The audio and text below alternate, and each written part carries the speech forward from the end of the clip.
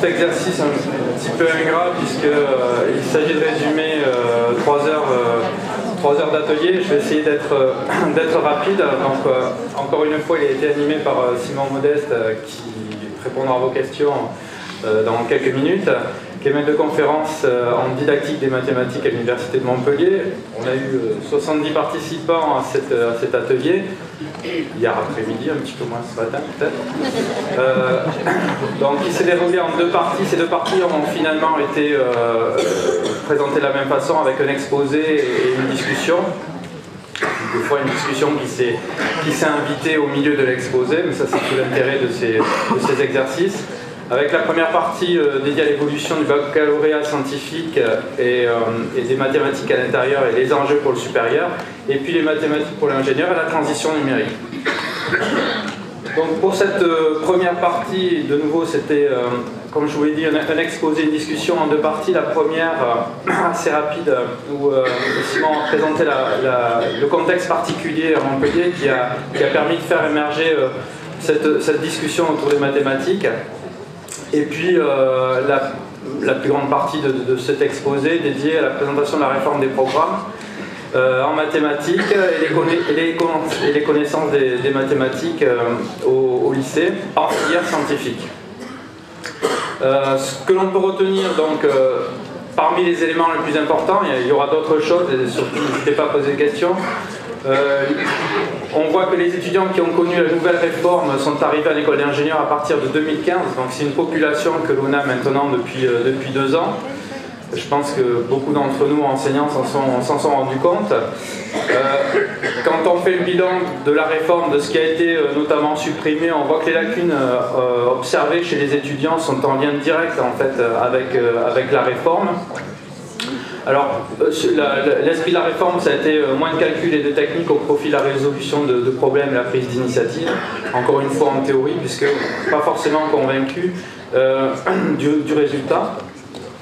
Ce qui est notable aussi, c'est la perte très très importante du lien mathématique et physique, dans le sens où, comme le programme de mathématiques a été allégé, bien, la physique ne dispose plus de l'apport théorique des mathématiques comme elle l'avait avant, ce qui fait qu'en physique, il y a des choses qui sont traitées de façon beaucoup plus superficielle, on va dire, et que, à l'opposé, les mathématiques ne disposent plus des applications qui donnaient, on va dire, un sens à cet outil théorique. Donc, pardon, c'est un lien, c'est un point très très important.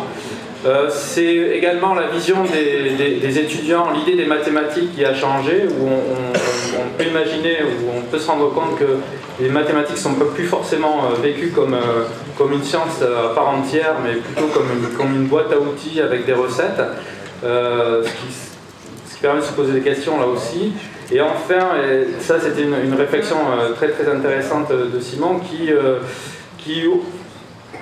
finalement, on voit que les difficultés des étudiants, ou en tout cas les nouveaux profils des étudiants, peuvent mettre aussi en exergue ou peuvent être révélatrices de méthodes pédagogiques qui ne sont pas forcément de nos méthodes pédagogiques, dans certains cas, qui ne sont pas forcément adaptées et qui sont révélées maintenant parce que les profils des étudiants changent. Bon, voilà pour cette première partie.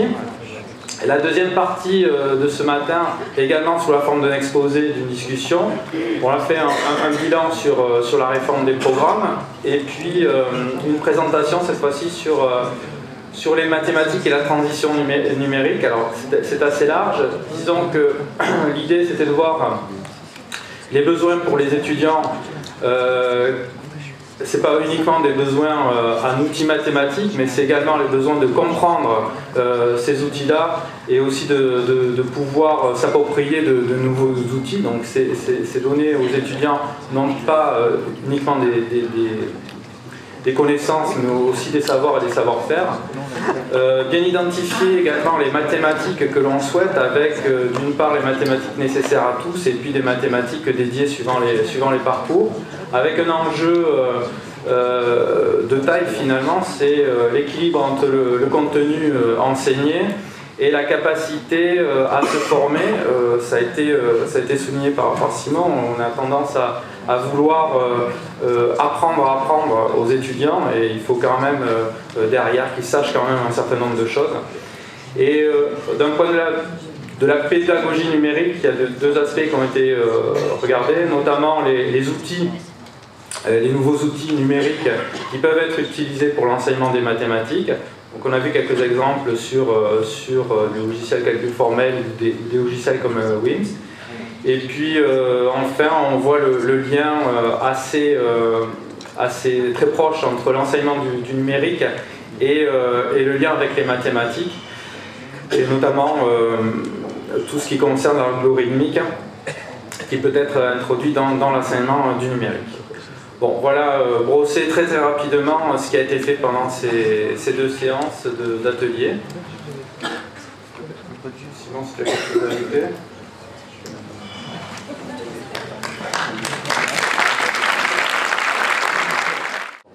J'appelle maintenant le deuxième atelier qui porte sur la transition écologique. Julien Borderieux, Polytech Orléans, qui va nous faire la restitution. Voilà, parfait, merci. Donc, bonjour à tous, Julien Borderieux de Polytech Orléans. Monsieur Dimer n'a pas pu rester avec son équipe puisqu'il était avec 3 doctorants, un Mexicain, un Italien et un Belge. Italien, Mexicain et Belge, voilà. Et donc ils n'ont pas pu rester, ils venaient de l'université Clermont-Auvergne, mais nous nous sommes mis d'accord sur les idées à vous restituer aujourd'hui, notamment l'idée phare sur laquelle M. Dimer a commencé, qui est l'idée de l'écologie industrielle. Ça peut sembler une alliance de termes contraires, mais c'est pour lui quelque chose qui pourrait être intégré dans les formations d'ingénierie. Il a même parlé d'une option que nous pourrions rajouter à notre carte pédagogique, qui s'appellerait écologie industrielle, avec l'idée de penser toutes les transitions sociétales, numériques, écologiques, etc., globalement, en ayant une vision d'écosystème. Alors d'écosystème industriel, mais qui en même temps ont tous une intégration territoriale, très localisée. Il nous a cité plusieurs cas au Danemark, à Dunkerque également, d'écosystèmes industriels de ce type, qui essayent de penser en fait le retraitement des déchets, les déchets des uns devenant la matière première des autres, dans une sorte de cercle vertueux. Ça pose toutes sortes de questions, il y a plein de controverses qui font l'actualité, donc des questions sociales, citoyennes, systémiques, des questions de transversalité, des gens qui n'ont pas l'habitude de travailler ensemble et qui doivent néanmoins construire des projets dans le cadre de cette symbiose industrielle. Pour les ingénieurs que nous formons, ça a des implications méthodologiques. Alors il a filé, M. Dimer a filé la métaphore du métabolisme, donc une métaphore biologique, qui est un peu un préalable pour comprendre l'écosystème industriel ou la possibilité d'écosystème industriel d'un territoire donné. Il nous a montré également qu'il existait des logiciels de conceptualisation systémique. Alors il a beaucoup insisté sur les notions de boucle, les notions d'itération, repérer les boucles vertueuses qui permettent justement de recycler les déchets, de faire du recyclage de déchets industriels. Donc il a présenté toutes ces notions d'entrée-sortie. Alors quand je dis il a présenté, les doctorants qui l'accompagnaient sont aussi intervenus, puisqu'ils travaillent chacun sur des thématiques qui sont liées à ces entrées et ces sorties et à la gestion de flux logistiques notamment. Cercle de soutenabilité, ACV, analyse de cycle de vie, font également partie, c'est le troisième point, de ce qui pourrait former un socle de compétences pour l'ingénieur en matière de symbiose industrielle. Et M. Dimer, qui avait vraiment très bien préparé les choses, est parti en nous laissant l'idée d'un projet pour le réseau Polytech. Donc je lui ai promis de m'en faire l'écho en toute neutralité, puisqu'il y a une fondation du réseau Polytech et que cette fondation pourrait être à la recherche d'un projet emblématique. Lui, il propose que nous réfléchissions à un projet type donc écologie industrielle, symbiose industrielle, qui serait adossé à la recherche et qui permettrait de faire travailler plusieurs spécialités à l'intérieur du réseau Polytech. C'est une idée intéressante. Et il nous a même donné un objectif, si on veut avoir un challenge, c'est le Horizon 2020 qui est programmé donc, en janvier 2020, où il a même donné un titre au projet pour la fondation, Symbiose industrielle. Donc on n'a plus qu'à passer à l'acte. Voilà, je vous remercie. Troisième atelier, je ne monte pas sur le plateau, transition sociétale. Ok. Donc moi, je m'appelle Nicolas Mazelier. En fait, je vais la coordination de cet atelier. Je suis de Polytech Orléans. Les intervenants, donc, ça a été dit, c'était monsieur Gérald Menjou de la CGE et madame Florence Chapert qui est encore avec nous en fait et qui va s'occuper d'une partie de la restitution après moi, qui ont en fait animé cet atelier qui s'est déroulé sous forme de 2 ateliers connectés mais sur des questions un petit peu séparées, bien qu'elles soient enchevêtrées. Monsieur Menjou hier en fait a introduit la problématique de la transition sociétale sous une forme assez globale, en fait sous la forme des compétences et quelque part aussi des valeurs dans un monde qui est en changement perpétuel, en changement rapide et qui peut amener en fait à des problématiques anxiogènes. Et je crois que la conférence qu'il y a eu juste après les ateliers rajoute encore à cela finalement. Et la deuxième partie des ateliers en fait s'est voulu à aborder en fait plus précisément cette thématique sur le travail et la qualité de vie au travail, ce qui est une chose qu'on rencontre tous les jours nous-mêmes et qui a fortiori va impacter nos élèves ingénieurs. Je vais laisser la parole à madame Chapert pour un détail un peu plus spécifique sur ce qui s'est passé ce matin.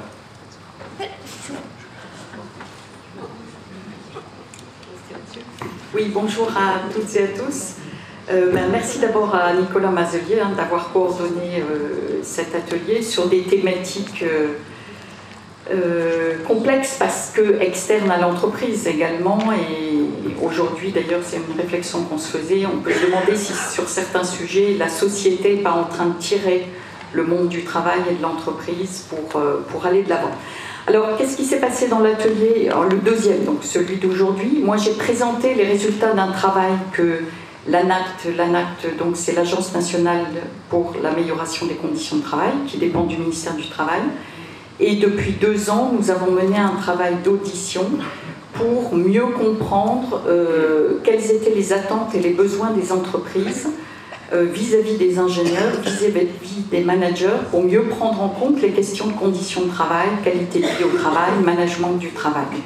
Et puis nous avons également auditionné le monde de la formation continue et surtout le monde de la formation initiale, une trentaine d'écoles d'ingénieurs, de management, d'écoles de la fonction publique également, mais bien sûr à terme tous les Master 2 de l'université sont concernés.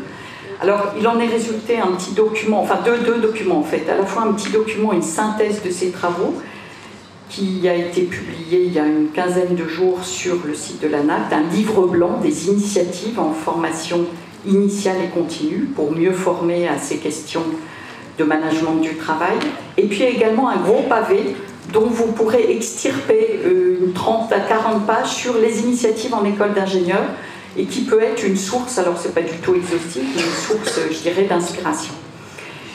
Voilà, alors partons du constat que ce que nous ont dit essentiellement les entreprises et qui peut vous interpeller, c'est qu'aujourd'hui, les 3/4 des ingénieurs occupent soit des fonctions hiérarchiques, soit des fonctions de management de projet. Aujourd'hui, les fonctions de management de projet sont des fonctions managériales, même s'il n'y a pas le rôle hiérarchique. Et que d'autre part, ce que nous ont dit les entreprises, c'est que les ingénieurs sont nommés de plus en plus tôt dans les entreprises à ces postes-là. Avant, on rentrait à 35 ans, on avait un poste de management. Aujourd'hui, c'est au bout de 2-3 ans qu'on peut avoir un poste de management de projet. Et toutes les auditions ont convergé pour dire, oui, aujourd'hui, les managers en poste ou les managers futurs ne sont pas assez formés à ces questions-là. Alors, de quoi il s'agit? De conduire des transformations et des projets de changement, de construire des collectifs de travail, parce qu'actuellement les formations sont trop centrées sur la relation individuelle manager-collaborateur ou trop centrées sur le renforcement des talents individuels, si je puis dire, du manager, savoir écouter, etc. Mais ne les outille pas du tout assez pour intégrer les savoir-faire managériaux de la qualité de vie au travail. Alors, ensuite, dans le deuxième temps, on s'est réparti en 6 sous-groupes pour travailler sur en fait, ce que sont les 6 recommandations de l'ANACT sur ce sujet, qui sont donc mises en débat. Et vous en avez la primeur, le réseau Polytech, puisque le séminaire, enfin le colloque, c'est pas le séminaire, non, le colloque national s'ouvre lundi sur une présentation de ses travaux et également d'un sondage TNS et avec la conférence des grandes écoles qui montre la symétrie et l'asymétrie des attentes et des points de vue entre des top managers et des étudiants d'écoles d'ingénieurs, essentiellement d'ailleurs, et de management. Alors les sous-groupes ont été très productifs, donc je sens le réseau Polytech extrêmement mûr pour intégrer ces questions-là dans toutes les contraintes qui sont les vôtres. Et je vais en restituer, j'ai encore quelques secondes, pour, voilà, pour restituer quelques éléments parce que j'ai trouvé que la production des groupes de travail, moi qui prends un peu mon bâton de pèlerin pour aller voir différentes écoles, groupes d'écoles, etc., était assez intéressante et assez concrète. Sur le premier point, comment ouvrir, outiller le débat sur ce sujet?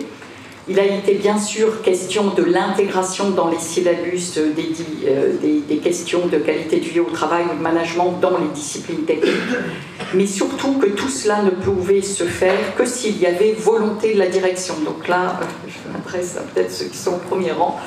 Ça veut dire peut-être aussi une petite ligne financière. Voilà ce qui a été dit dans les groupes. Voilà, je me fais le relais. Sachant qu'il ne s'agit surtout pas de rajouter des heures, mais d'intégrer dans les disciplines techniques, donc de se parler, de fonctionner en mode projet. Ce qui a été dit également sur ce sujet, c'est qu'il fallait beaucoup mieux se servir des outils institutionnels. Les conseils de perfectionnement, les conseils d'orientation, les AG territoriales, qui étaient des lieux aussi où les entreprises pouvaient s'exprimer et dire leurs besoins. Les entreprises aujourd'hui, elles n'osent pas dire aux écoles qu'elles ont besoin de gens qui savent, enfin, n'osent pas forcément dire aux écoles qu'elles ont besoin de gens qui sachent manager, que les questions de burn-out, c'est un vrai sujet, de risques psychosociaux, de charge de travail. Ça, c'est le premier point. Le deuxième point a insisté sur le fait qu'il y ait, en termes de pédagogie, des échanges collectifs qui permettent de questionner les situations de travail, qu'un élève ingénieur ne se questionne pas tout seul sur les questions posées par une situation de travail et que ce n'est que dans un deuxième temps qu'il peut y avoir des apports théoriques après l'expérience.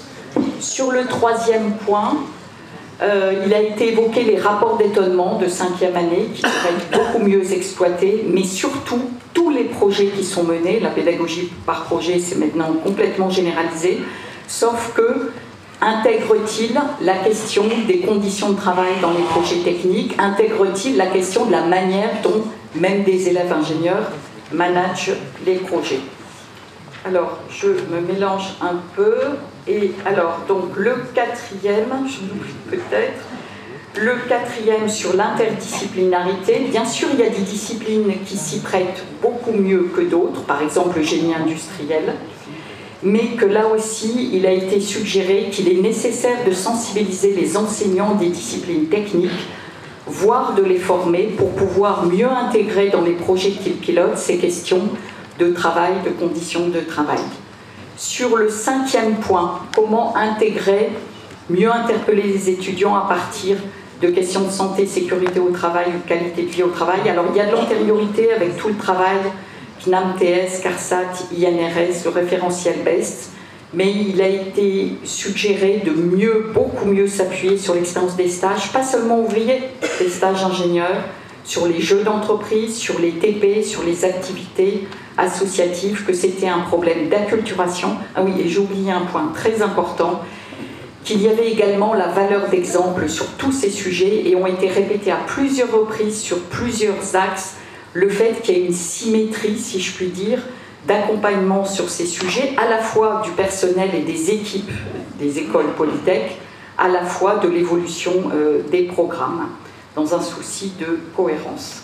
Alors, le dernier, qui est le sixième, alors le cinquième, où il a été redit, les rapports d'étonnement de stage, ont été suggérés aussi, oui c'est ça, les problèmes de risques psychosociaux liés à la pression des élèves, des pressions des entreprises, etc. Et qu'il fallait également penser à développer la qualité de vie au travail pour le personnel. Ce souci de cohérence, on l'a retrouvé à plusieurs reprises dans nos auditions. Et le dernier point, qu'est-ce que pourrait proposer un programme d'innovation organisationnelle et managériale? Là aussi, dans l'idée qu'un ingénieur, c'est pas seulement développer des capacités de réflexivité et d'analyse, c'est surtout développer, c'est l'ADN de l'ingénieur, des capacités de transformation des situations, des organisations, pas seulement sur le plan technique, technologique, mais également sur le plan organisationnel et managérial. La question de l'exemplarité est revenue et également, donc, le